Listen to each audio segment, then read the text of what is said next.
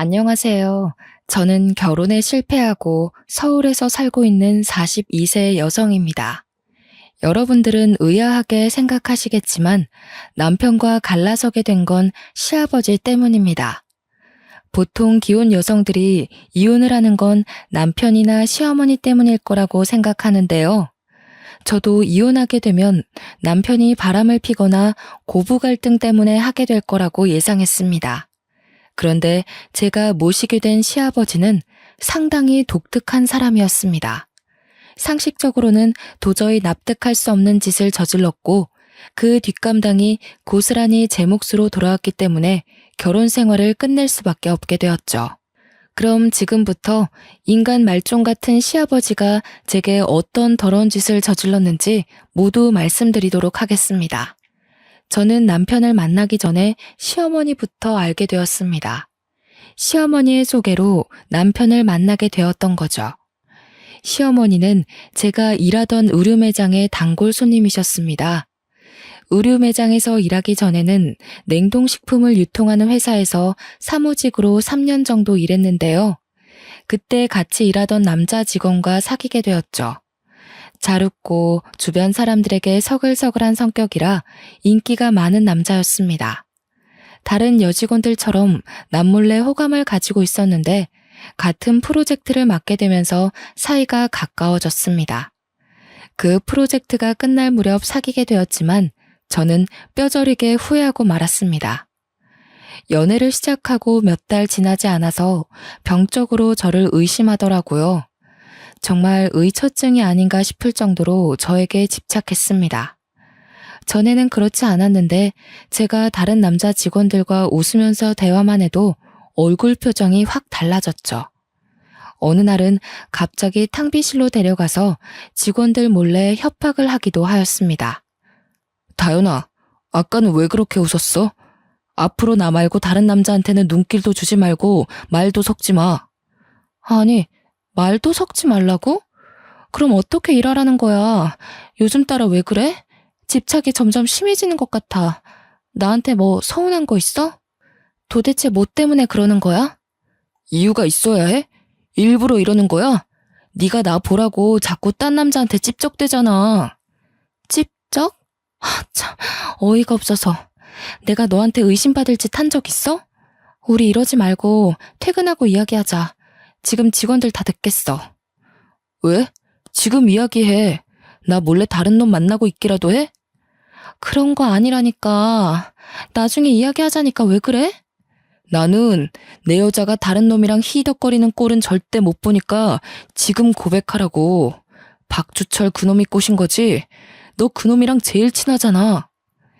제가 화가 나서 탕비실을 나가버리니까 그 자식도 멈추더군요. 그 뒤로 헤어지자고 문자로 통보하고 모르는 척 인사도 받아주지 않았습니다. 그런데 저희 집까지 찾아와서 무릎 꿇고 빌면서 정신과를 다니고 있다, 오래전부터 마음이 아팠다, 어쩌고 저쩌고 핑계를 댔습니다. 그 당시에는 그 자식이 불쌍해 보여서 다시 받아주었는데요. 그때 받아주지 말았어야 했습니다. 다시 사귀니까 집착이 날이 갈수록 심해지더라고요. 자기와 같이 있지 않으면 제가 어디서 뭘 하는지 1시간 단위로 보고해야 했고, 전화 통화를 하다가도 주위에서 남자 목소리가 들리면 제가 다른 남자와 연애를 하는 건 아닌지 의심했어요. 심지어 그런 집착 때문에 헤어지자고 하면 제게 폭력까지 썼습니다. 한 번은 제가 헤어지자고 전화로 통보하고 연락처를 싹 다 차단했습니다. 그리고 친구들과 모임 자리를 가졌는데 친구들과 술을 먹고 있는 치킨집까지 찾아왔습니다. 나중에 알고 보니 제 핸드폰에 몰래 위치 추적 어플을 깐 것이었습니다. 그 자식이 친구들 앞에서 한 번만 더 헤어지자고 하면 죽여버리겠다고 살벌한 협박을 해서 제가 질리게 만들었죠. 6개월 넘게 그 자식의 감시를 받으면서 몇 번이나 헤어지자고 했는지 모릅니다. 나한테 도대체 왜 이러는 거야? 내가 헤어지자고 했잖아. 나는 너 감당 못하니까 제발 헤어지고 다른 여자 만나, 어? 너 다른 남자 생겼구나. 그럴 줄 알았어. 언제부터 만났는데? 역시 박주철 그놈이 맞았던 거지? 말이 통하지 않아서 일단 제게 폭력을 쓰지 못하게 살살 달래서 돌려보냈습니다. 제가 결국 이사하고 전화번호까지 바꾼 다음에 헤어지자는 통보를 했는데요. 직장은 도저히 옮기지 못하겠더라고요. 여기보다 좋은 연봉도 없었고 대표님이 한 달만 있어달라고 하던 것이 2달, 3달이 되어버려서 어쩔 수 없었습니다. 제가 대표님께 그만둬야 한다고 몇 번이나 닥달하던 동안 전 남친이란 작자는 회사에 이상한 소문을 퍼뜨려서 저를 아주 곤란하게 만들었습니다. 정신 차리고 보니 회사 내에서 제가 남자 관계가 아주 문란한 여자라는 헛소문이 퍼져 있었습니다. 아무리 아니라고 말해도 전혀 통하지 않았고 결국 저는 이 사실을 대표님께 다 말하고 그만둬야 했습니다. 회사를 그만둔 뒤에도 그놈이 제 번호를 어떻게 알았는지 1달 넘게 전화와 문자를 하면서 저를 쉴 틈 없이 괴롭혔습니다. 어떤 날은 밤 12시부터 다음날 아침까지 300통이 넘는 문자를 쉴 새 없이 보내서 잠을 못 자게 만들었죠. 결국 휴대폰을 해지하고 번호를 또 바꾼 다음에야 그놈과 완전히 헤어지게 되었습니다. 그리고 3개월 정도 쉬고 있었는데 마트에서 일하는 고등학교 선배 언니의 소개로 대형마트 안에 있는 의류 매장에서 일하게 되었어요. 그때 지금의 시어머니를 만나게 된 거죠. 어머, 못 보던 얼굴이네. 이제 새로 들어온 아가씨인가 봐. 네, 안녕하세요 사모님. 정다연이라고 합니다. 앞으로 잘 부탁드려요. 제가 인사를 건네니 같이 일하는 언니가 단골 손님이니까 잘해주라고 말해주더라고요. 시어머니는 처음 봤을 때부터 제게 아주 호의적이셨습니다. 늘 웃으면서 점원인 저를 대해주셨고 말투나 행동을 보아하니 마음이 따뜻하시고 인자하신 분 같았습니다. 그렇게 몇 달이 지난 어느 날 시어머니께서 작은 쇼핑백을 들고 매장을 찾아오셨습니다. 그러더니 대뜸 제게 그 쇼핑백을 건네주시는 거 있죠? 다른 직원한테 들었다. 내일이 생일이라며? 생일 축하해. 신발 하나 샀는데 맞을지 모르겠네. 세상에, 무슨 생일을 다 챙겨주세요. 바빠서 친구들한테 생일 축하도 못 받았는데. 고마워요, 사모님. 1달 전에 우연히 제 생일이 언제인지 말한 적이 있었는데 그걸 기억하고 다른 직원한테 정확한 날짜와 신발 사이즈를 물어본 것 같았습니다. 단골 손님에게 선물까지 받게 될 줄 몰랐는데 저를 딸처럼 생각하면서 챙겨주는 마음에 감격을 받게 되었죠. 그 무렵부터 시어머니께서 매장에 올 때마다 빈손으로 오지 않으셨고 하다못해 캔커피라도 제 손에 쥐어주셨습니다. 그래서 이렇게 따뜻하고 부드러운 마음을 가진 분을 시어머니로 모시고 살면 얼마나 좋을까라는 상상도 해봤는데요. 게다가 시어머니께 아들이 1명 있다는 사실을 알고 있었거든요. 사진을 한번 보여준 적이 있는데 키도 크고 잘생긴 것 같았습니다. 어찌나 아들 자랑을 해주셨는지 얼굴 한번 본 적 없는 아드님 연봉이랑 직업, 나이까지 알게 되었죠. 워낙 조건도 좋고 제 이상형이라 한번 만나보고 싶긴 했습니다. 그런데 시어머니가 저한테 아들 자랑한 이유가 있었는지 제게 뜻밖의 말을 꺼냈습니다. 다연이 넌 사귀는 남자가 있니? 없으면 소개해줄까 하는데. 예전에는 있었는데 헤어진 지 꽤 됐어요. 누굴 소개시켜주려고요? 그럼 내 아들 어떠니? 저번에 사진 봤었지? 이 정도면 얼굴도 잘생기지 않았니? 게다가 돈도 잘 버는데 착하기까지 해. 내 아들이라서 하는 말이 아니라니까. 워낙 집을 좋아하는 놈이라 아직 여자를 못 만나봤어. 네? 이렇게 잘생기고 키도 큰데 여자를 못 만나봤다고요? 말도 안 돼. 내가 거짓말하는 것도 아니고 이놈이 어디가 이상한 것도 아니다. 그냥 성격이 소심하고 소극적이라 그래. 한 번만 만나보고 결정해봐. 전부터 호감을 가지고 있어서 냉큼 만나보고 싶다고 했죠. 그때는 못 느꼈는데 시어머니가 처음 저를 봤을 때부터 며느리감으로 점 찍어 놓으셨던 것 같았어요. 며칠 뒤에 남편을 만나보았는데 생각보다 숙맥이었습니다. 시어머니 말대로 여자를 많이 만나본 건 아닌 것 같더라고요. 그래서 제가 먼저 적극적으로 이야기하고 리드했는데요. 단골 손님 아드님이라 잘 보이려고 노력한 것도 있었죠. 몇 년 단골인데 막대하다 놓칠 수 없어서 제가 쌓아온 서비스 정신을 발휘하였습니다. 실제로 만나보니 남편이 참 괜찮아 보이더라고요.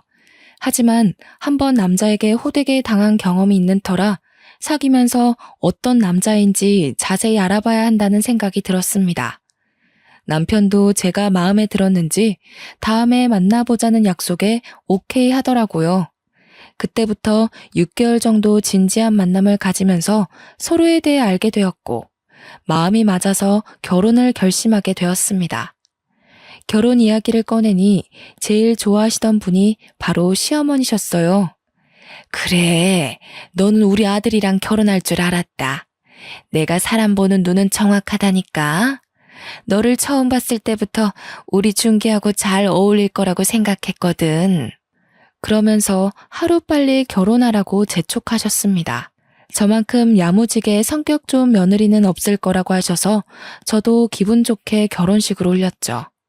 결혼 후에도 시어머니는 다정다감하셔서 고부 갈등이라고는 모르고 살았습니다. 시어머니는 저를 딸처럼 생각하시면서 아껴주셨어요. 결혼을 한 다른 친구들과 만나면 전부 시댁에 대한 서운함이나 시어머니에 대한 원망을 쏟아냈지만 저는 전혀 그렇지 않았습니다.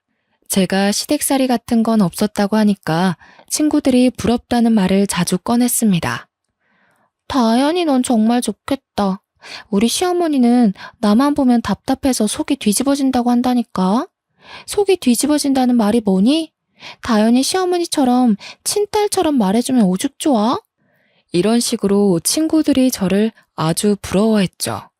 시어머니가 먼저 며느리인 저를 챙기니 저도 시어머니를 위해서 할 수 있는 건 뭐든지 다 하면서 시부모님을 모셨습니다. 그런데 시아버지는 시어머니와는 딴판이었습니다. 시아버지는 가진 돈은 많았지만 남봉꾼 기질이 있으셨는데요. 바람을 피면 뭐라 할 법도 한데 시어머니께서 옛날 분이라 그런지 전형적인 조선시대의 안방마님처럼 시아버지 말에 무조건 복종하셨습니다. 원래 시댁에서 농사를 지으셨는데 대대로 물려받은 땅이 많아서 부잣집이 되었다고 합니다. 하지만 시아버지께서 시골에서 농사나 지으면서 살 생각은 없다면서 재산을 전부 처분해서 서울로 올라왔다고 해요. 그 뒤로 사업을 시작했는데 사업가 기질이 있으셔서 크게 성공하신 것 같더라고요. 하지만 그러면 뭐 하나요? 여자를 밝혀도 너무 많이 밝히셔서 밖으로 새는 돈이 더 많았습니다. 제가 시집 왔을 때부터 시아버지는 여러 여자들을 몰래 만나고 다녔습니다. 시어머니도 그런 사실을 알고 있었지만 모르는 척 하셨어요. 제가 한 번은 시아버지께서 다른 여자랑 있는 걸 봤다고 이야기했는데요. 글쎄, 어머님이 한숨을 푹 쉬시면서 이렇게 말씀하시는 거 있죠? 그래, 옆동에 사는 여자랑 같이 있었지? 나도 알고 있다. 그런데 뭐 어쩌겠냐. 이 나이에 이혼하는 것도 웃기고 가장이 식구들 밥 굶기지 않으면 그걸로 족한 거야. 시아버지께서 바람을 피더라도 가정이 흔들릴 정도로 큰 문제를 일으키지 않아서 다행이었죠. 아버님이 선을 넘었더라면 진작에 이혼을 하셨을 겁니다. 그만큼 시아버지께서 시어머니의 인내심을 넘어서지 않는 선에서 바람을 피웠고 결정적으로 생활에 부족함이 없도록 돈을 줬기 때문에 시어머니는 참고 살아왔던 것 같습니다. 당연히 저희 남편도 시아버지의 바람길을 잘 알고 있었습니다. 주위 사람들도 이 이야기를 듣고 남편한테도 바람기가 있는 거 아니냐고 걱정했는데요. 다행히 제 남편은 시아버지와 닮지 않았습니다. 정말로 가정에 충실한 남자였죠. 제가 굳세게 믿은 것은 바로 남편이 하는 말에 있었습니다. 아버지, 또 옆동에 사는 여자랑 데이트하고 있더라? 같은 남자로서 정말 이해할 수 없어. 남자든 여자든 결혼을 하면 가정에 책임을 져야지. 어떻게 대놓고 바람을 필 수가 있지? 그런 면에서 아버지는 너무 무책임해. 그럼 당신이 뭐라 한마디라도 해보지. 말도 안 꺼내본 거야? 남편은 시아버지에게 옆동에 사는 여자와 정리하라고 몇 번이나 설득해봤지만 소용이 없었다고 하네요. 그리고 시어머니가 아버지의 여자 문제를 거론하지 않고 살기로 작정했으니 남편도 어머님의 뜻을 따르게 된 겁니다.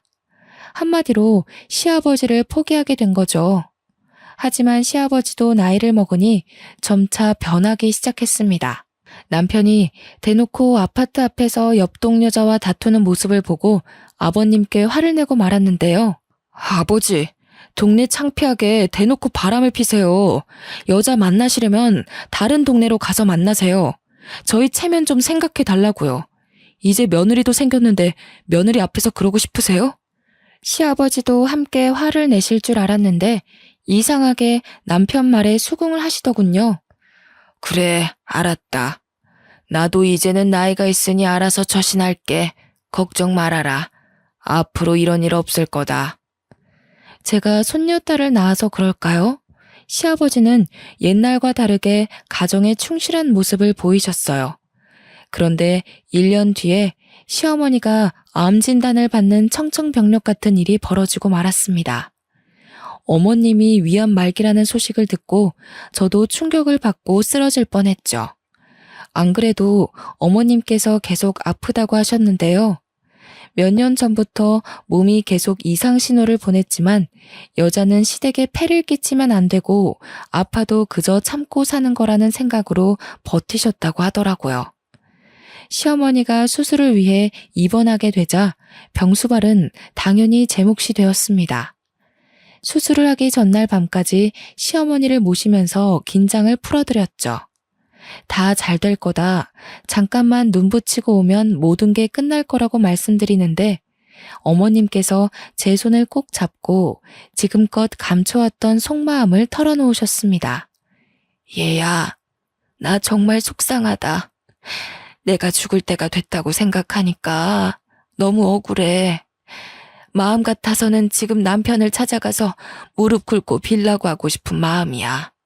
나도 여잔데 남편이 다른 여자랑 놀아나는 걸 그저 보고만 있어야 하는 내 마음이 어땠겠니?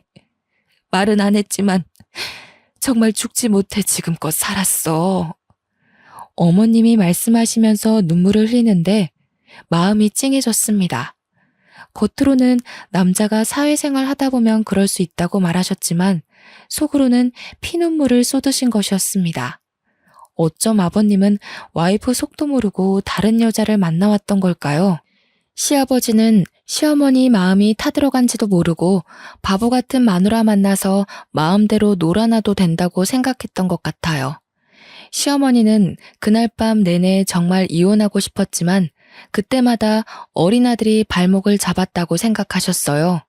그렇게 잠도 안 주무시고 수십 년간 가슴속에 쌓아뒀던 응어리들을 제게 풀고 수술실로 들어가셨는데요. 대기실에 혼자 우두커니 앉아서 수술이 잘 되기만을 기도하는데 시어머니 속에 쌓인 우라가 화병을 만들었고 나중에는 위암의 원인이 된 것 같다는 생각만 들었습니다. 수술이 끝난 뒤에 시어머니께서 회복실로 옮겨지고 퇴근한 남편도 병원으로 찾아왔습니다. 하지만 시아버지는 끝까지 오지 않았죠. 남편이 오고 1시간이 더 흐른 다음에야 수술을 한 담당 의사가 나왔습니다. 수술복을 입은 채 저희 부부를 부르더니 충격적인 말을 꺼내더군요. 생각보다 암덩어리가 크고 다른 장기에도 전이가 되어 있어서 수술이 오래 걸렸습니다.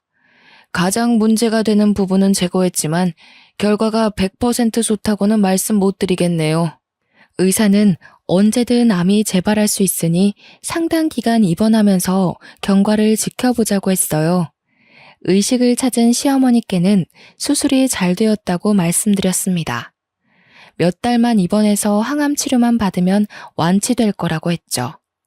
하지만 시어머니는 제 말을 믿지 않는 건지 힘없이 고개를 끄덕이셨습니다. 저도 왠지 모르게 어머님이 오래 못 버틸 것 같아 불안한 마음이 들었어요. 그래서 시아버지께 전화를 드렸지만 핸드폰 전원이 꺼져 있는 것 같았습니다. 너무 화가 난 나머지 남편을 병실에서 데리고 나와서 괜히 목소리를 높이기도 했죠. 아니, 아내가 암 수술을 받았는데 아버님은 어디서 뭘 하고 있길래 병원에 코피기도 비치질 않는 거야? 당신이 전화해 봤어? 내 전화만 안 받는 거래? 나도 몰라. 그냥 부르지 마. 엄마가 집에 없으니 살판 난 거겠지. 난 기대하지도 않았어. 제 생각도 그랬습니다.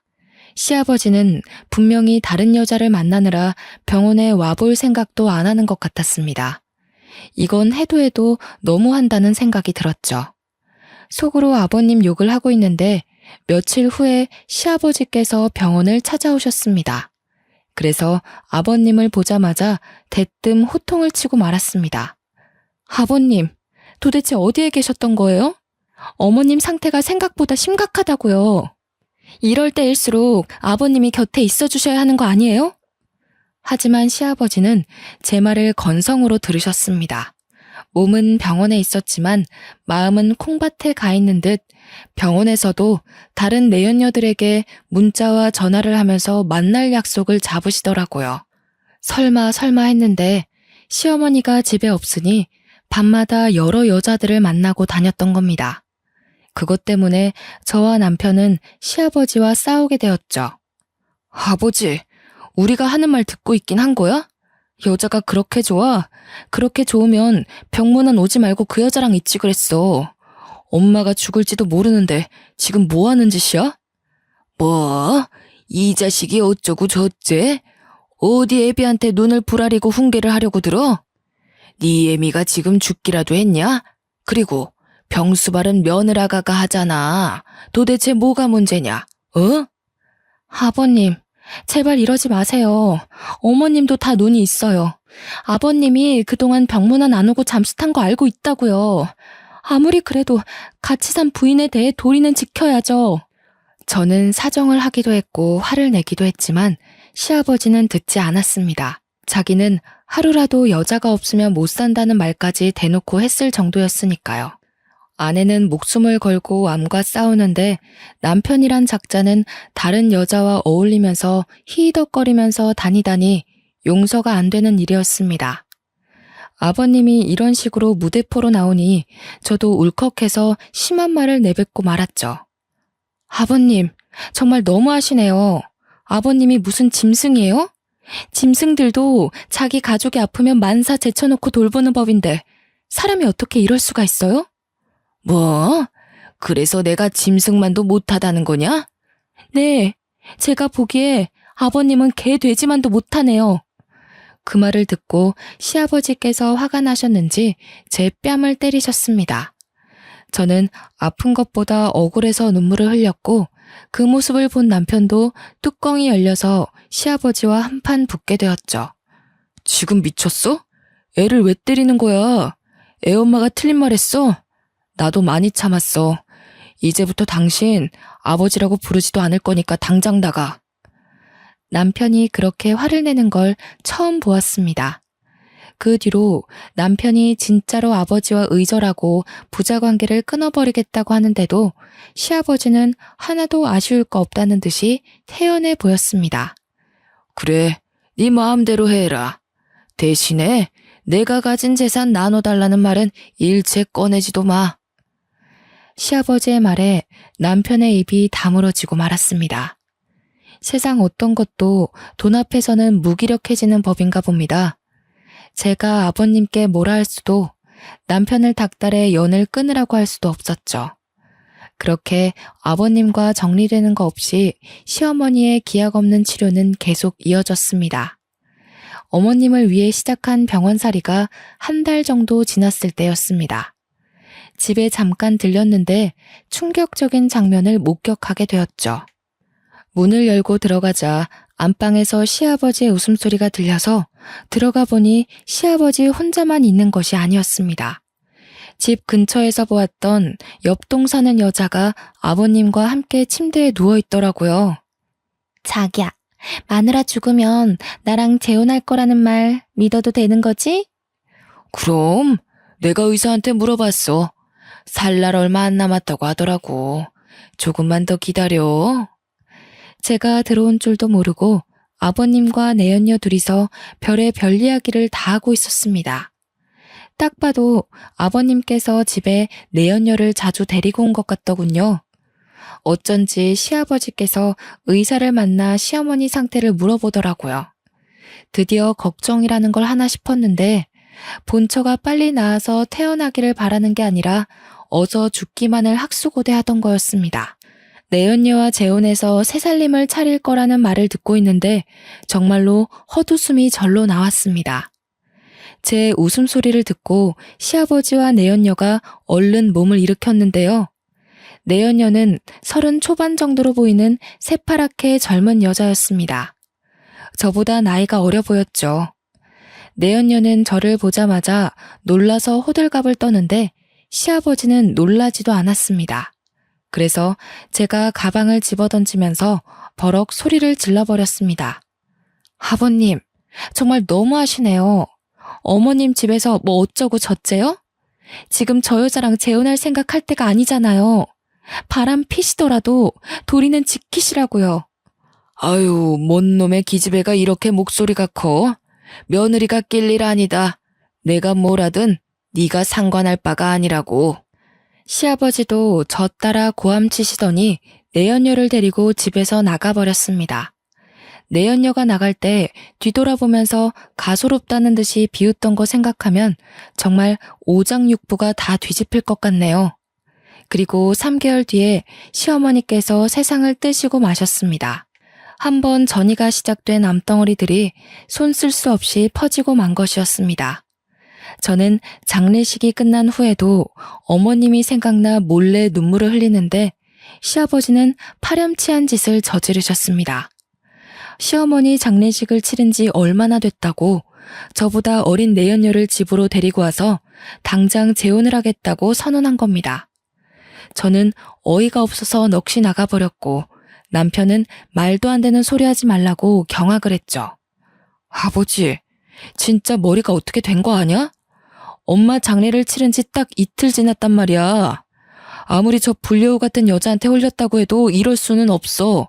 재혼 절대 안 돼.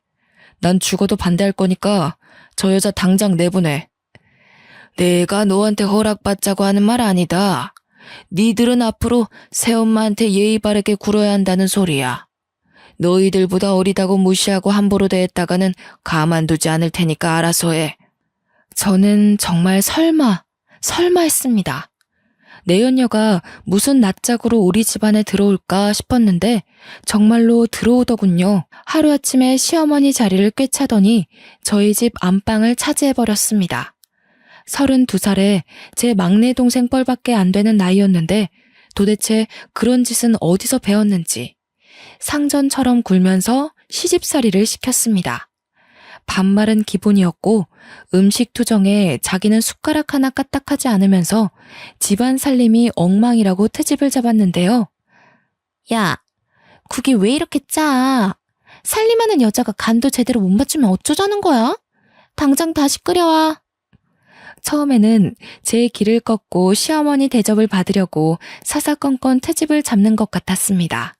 하지만 저도 그냥 당하고 있을 수는 없는 노릇이었죠. 몸종 취급하지 마. 내가 만든 음식이 입에 안 맞으면 네가 직접 해먹어. 아니면 주면 주는 대로 군말 없이 받아 먹어야지. 뭐? 이게 시어머니한테 무슨 말버릇이야? 너 다시 말해봐. 지금 뭐라 했어? 눈을 부릅뜨고 노려보면서 앙칼진 목소리로 소리치는데 정말 가소롭더군요. 자기 말에 고분고분 따르지 않으면 시아버지한테 전부 일러바치겠다고 협박까지 했어요. 내연녀가 집에 들어와서 막 나가는데 얌전히 있을 수 없죠. 여기서 꼬리를 내리고 저 여자한테 밀려서 꼼짝없이 시집살이를 해야 한다는 생각에 이를 꽉 물었습니다.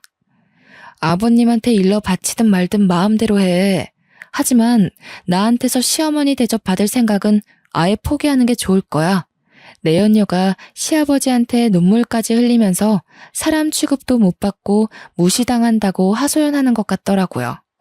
시아버지가 저를 부르길래 저도 남편을 불렀습니다.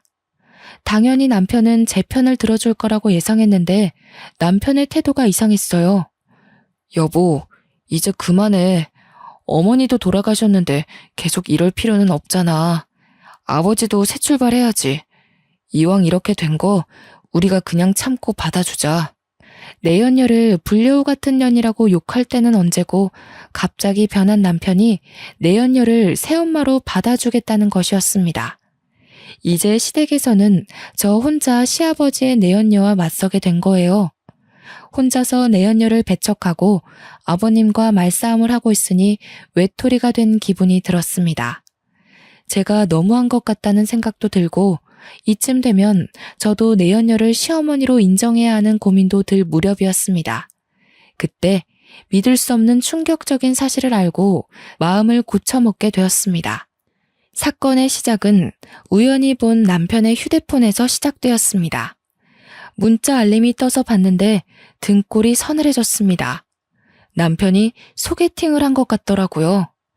그래서 며칠에 걸쳐서 남편의 휴대폰 비밀번호를 알아냈습니다. 2580을 누르고 새벽에 몰래 남편 휴대폰 살펴보는데 제가 본 게 확실하더군요. 준기야, 내가 소개해준 혜정이는 어때? 마음에 들어?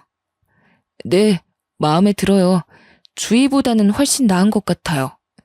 당연하지. 혜정이가 나랑 같이 일할 때부터 인기 많았어. 지금은 은퇴했으니까 네가 데리고 놀 수 있는 거지. 옛날 같으면 네가 감히 상대도 못하는 에이스였다고. 그 문자를 쭉 읽는데 휴대폰을 보던 손이 덜덜 떨렸고 머릿속이 텅 비는 느낌이 들었습니다. 몇 번이나 다시 읽어봐도 내연녀가 남편에게 여러 명의 여자를 소개시켜준 것 같더라고요. 불륜으로 들어온 새엄마가 자기보다 나이 많은 의붓아들에게 바람을 피우도록 부추긴 거였습니다. 에이스가 대체 뭘까 생각하고 있는데 시아버지께서 내연녀가 한때 유흥업소에서 일했다고 한 기억이 났습니다. 그래서 남편과 주고받은 연락은 더 없나 살펴보았죠. 그 문자들을 다 본 순간 내연녀가 남편에게 왜 여자들을 소개해주면서 바람을 피우도록 만들었는지 알아냈습니다. 사실 내연녀는 집에 들어온 지 한 달도 안 돼서 본색을 드러냈습니다. 시아버지가 가진 재산에 눈독을 들이더라고요. 자기 아버지보다 나이 많은 남자랑 결혼한 이유가 뭐겠습니까? 당연히 돈이겠죠. 내연녀는 시아버지의 환심을 사서 재산을 가로채려는 것 같았습니다. 딸 같은 내연녀에게 푹 빠져있던 시아버지는 내연녀가 원하는 건 뭐든지 들어주려고 했습니다. 그런데 남편이 내연녀가 시아버지의 재산을 가지고 있는 걸 반대했어요. 남편이 아무리 반대하더라도 시아버지 재산인데 왜 남편 눈치를 봐야 하는지 내연녀는 이해할 수 없었죠. 시아버지가 남편 눈치를 볼 수밖에 없긴 했습니다.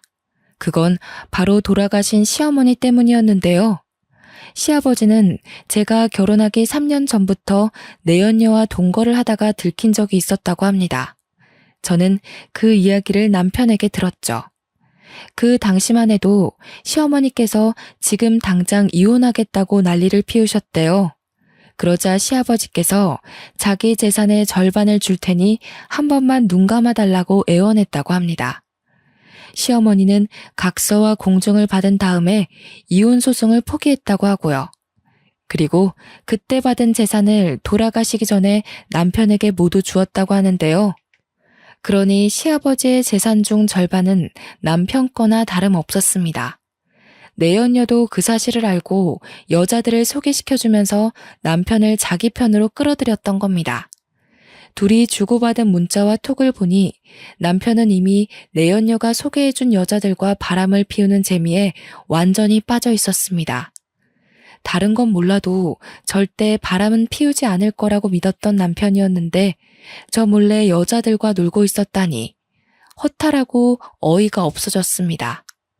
이대로 있다가는 남편도 내연녀에게 홀려서 자기가 가진 재산을 전부 내줄 것 같았죠. 그런데 며칠 후에 더 엄청난 사실을 알게 되었습니다. 밤에 잠을 자다가 화장실에 가려고 나왔는데 안방에서 시아버지와 내연녀가 뭐라 이야기하는 소리가 들려왔습니다. 어때? 내 말대로 하니까 확실히 효과 있지? 그래. 내가 소개시켜준 여자한테 푹 빠져서 다행이지. 준기가 자기 재산은 당신한테 다시 돌려주기로 했어. 여보 정말 고마워. 내가 뭐라고 그랬어? 중이 고기 맛을 보면 절간에 빈대도 안 남는다고 하잖아. 아예 안 한다면 모를까. 한 번 시작하면 절대 그만두지 못하는 게 불륜이야. 그 말을 들은 순간 저는 그대로 굳어버리고 말았어요. 시아버지는 뭐가 그리 신이 났는지 웃으면서 더 충격적인 말을 하더군요. 이제 곧 준기한테 며느리하고도 갈라서라고 말할 거야. 나는 처음부터 꼬장꼬장한 게 영 마음에 안 들었거든. 그년만 보면 재수없게 죽은 천처가 자꾸 떠오른단 말이야. 듣던 중 반가운 소리네. 나도 그년 때문에 아주 미치겠어. 한마디도 안 지고 눈을 부릅뜨고 달려든다니까. 나도 그 꼴 보기 싫어서 이혼시키려는 거야. 당신하고 준기는 며느리가 절대 눈치 못 채도록 해야 돼. 알겠지? 당연하지. 우리가 이혼시키려는 거 알면 아주 생 난리를 칠걸? 그 꼴 보기 싫어서 조용히 있어야지. 그래. 내 말만 들으면 문제될 거 하나도 없다니까. 이번에도 내가 하라는 대로 해. 이제 보니 모든 음모의 주범은 시아버지였습니다. 자기가 바람을 피우는 것도 모자라서 아들까지 꼬드겨서 바람을 피우도록 만들고 마음에 안 드는 저를 쫓아내려고 하는 겁니다. 이렇게 된 이상 저도 결판을 지어야만 했죠. 이 인간들을 도저히 용서할 수 없어서 은밀하게 그리고 치밀하게 증거를 모았습니다. 저를 가지고 논 남편과 뻔뻔스러운 내연녀가 호된 뒷감당을 하도록 만들어주기로 작심하고 계획을 세웠죠. 우선 여러 군데 수소문해서 내연녀가 일했다는 유흥업소를 찾아갔습니다. 그곳에서 마담을 찾았더니 내연녀를 바로 알아보았습니다. 아, 세경이 말하는 거구나. 걔는 제가 잘 알죠. 그런데 무슨 일로 그러세요? 마담은 저를 경계를 하면서 제가 원하는 정보를 주려고 하지 않았습니다. 그럴 때는 돈이 특효약이었죠. 가방에서 지폐 다발을 꺼내서 탁자에 올려놓자 마담의 눈빛이 달라졌습니다. 내연녀에 대해 말하는 걸 모두 다 녹음해 두었습니다. 제가 짐작하던 대로였죠. 내연녀에게는 기둥서방이라고 불리는 동거남이 있었습니다. 돈 때문에 결혼한 건 아니라고 생각했는데 역시 동거남과 짜고 시아버지와 남편의 뒤통수를 치려고 음모를 꾸미고 있었던 겁니다. 두 부자를 속이고 재산을 받아내면 쥐도 새도 모르게 도망을 치려고 했던 거죠. 저는 며칠 동안 발품을 팔아서 내연녀의 동거남이 사는 집을 알아냈습니다. 그리고 내연녀가 외출할 때 몰래 따라가서 동거남을 만나는 장면을 사진으로 찍었죠. 그렇게 며칠이 지나 다른 증거를 찾으려고 눈에 불을 켜고 있을 때였습니다. 시아버지의 지시를 받은 남편이 이혼을 하자고 하더군요. 예상은 하고 있었지만 남편에게 직접 들으니 피가 끓는 기분이었습니다. 제가 아무 말도 안 하고 있으니 남편이 딸 양육비는 줄 테니 합의 이혼을 하자고 했습니다. 그래서 겨우 입을 열었죠. 좋아, 이혼해. 하지만 그냥 갈라설 수는 없잖아? 우리 아직 해결해야 하는 문제가 있는 것 같은데. 저는 미리 준비해둔 이혼 소송장과 남편이 여자들과 주고받은 문자들을 보여주었습니다. 남편은 제가 준비해둔 걸 보고 아무 말도 못하고 고개를 숙이더라고요. 저는 바로 시아버지한테 가서 내연녀가 동거남을 두고 재산을 챙겨서 달아날 궁리를 하고 있다고 말하면서 증거들을 보여주었습니다. 당연히 내연녀가 옆에 있을 때 말해버렸죠. 제가 모아둔 증거들을 보고 내연녀 얼굴이 새파랗게 질려버렸는데요. 시아버지는 화가 나서 그런 내연녀 뺨을 때리고 머리채를 잡은 채 경찰서로 끌고 갔습니다. 내연녀가 끝까지 오해라고 하면서 변명을 해댔지만 경찰이 조사를 시작하니까 바로 입을 다물었습니다. 결국 그 내연녀는 혼인빙자 사기죄와 문서 위조죄로 구속되고 말았네요. 시아버지께서 내연녀가 구속됐다는 소식을 전해주면서 친히 감사 인사까지 건네주었습니다. 얘야, 고맙구나. 네 덕분에 내 재산을 지키게 되었어. 시아버지가 제 손을 잡고 활짝 웃길래 저도 따라 웃으면서 말씀드렸습니다. 뭘요? 이제 아버님 재산은 제 거니까 지켜야죠. 저한테 재산 전부 주셔야 하는 거 알고 있죠? 뭐? 내 재산을 너한테 전부 다 줘야 한다고? 갑자기 왜? 시아버지는 대번에 얼굴이 굳히면서 물어보시더라고요. 제가 남편과 이혼하게 되면서 당연히 남편에게서 재산을 나눠받았는데요. 가정 파탄의 원인은 남편의 불륜이었지만 그 원인을 제공한 사람은 시아버지라는 증거를 법정에 제출해서 시아버지에게도 위자료를 청구했거든요. 그 말을 듣고 아버님께서 웃기지 말라고 하면서 법대로 하자고 하시더라고요. 바람은 아들이 피웠는데 왜 자기가 위자료를 주냐고 난리를 피우길래 제가 고소하라고 했습니다. 하지만 법정에서는 제 손을 들어주었죠. 시아버지는 독한 년이라고 법정이 떠나가도록 소리를 질러댔지만 아버님 말대로 법대로 한 거였습니다. 그래서 바람둥이 시아버지와 철없이 덩달아 바람을 피우던 전 남편이 가지고 있던 재산은 고스란히 제 차지가 되었습니다. 나중에 시아버지가 찾아와 위자료 액수를 줄여달라고 비굴하게 애원했지만 들어주지 않았습니다. 돌아가신 시어머니에게 저지른 짓을 생각하면 시아버지가 사람으로 보이지 않았거든요. 저는 다시는 찾아오지 말라고 확실하게 못을 받고 쫓아내버렸네요. 여러분들은 한 번뿐인 인생을 제 시아버지처럼 지저분하게 살지 않길 바랍니다.